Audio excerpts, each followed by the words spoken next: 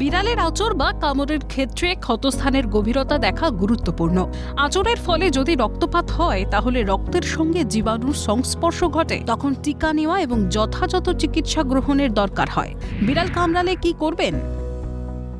বিড়াল যদি আঁচড় দেয় কিন্তু রক্ত না বের হয় তবে ভয় পাওয়ার কারণ নেই। আঁচড় দিলে জীবাণুনাশক দিয়ে ক্ষতস্থানটি ভালো করে পরিষ্কার করে ধুয়ে নিতে হবে। জলাতঙ্ক বা র্যাবিস ভাইরাস জীবাণু রোধে সবচেয়ে কার্যকর হলো সাবান গোলা জল। অনেক সময় অ্যান্টিবায়োটিক লিকুইড দিয়ে এই জীবাণু ধ্বংস করা সম্ভব হয় না, তাই বিড়াল কামড় দিলে সাবান জল দিয়ে ধুয়ে নিতে হবে। এতে জীবাণু সংক্রমিত হবে না। বিড়ালের কামড়ের ফলে রক্তপাত হলে তা বন্ধ হওয়ার সঙ্গে সঙ্গে ব্যান্ডেড লাগিয়ে নিতে হবে, কারণ বাতাস চলাচল বন্ধ হয়ে গেলে ক্ষতস্থানে ধনুষ্টঙ্কারের জীবাণু সংক্রমিত হতে পারে। বিড়াল কামড়ানোর পর জ্বর এলে বুঝতে হবে এটা বিপদের লক্ষণ।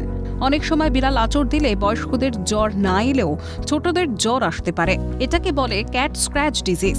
জ্বর আসা, ফোসকা পড়া, পিঠ বা পেট ব্যথার মতো লক্ষণ দেখলে চিকিৎসকের কাছে যেতে হবে। তাই সময় নষ্ট না করে দ্রুত ব্যবস্থা গ্রহণ করুন। ভালো থাকুন। ক্যালকাটা নিউজ।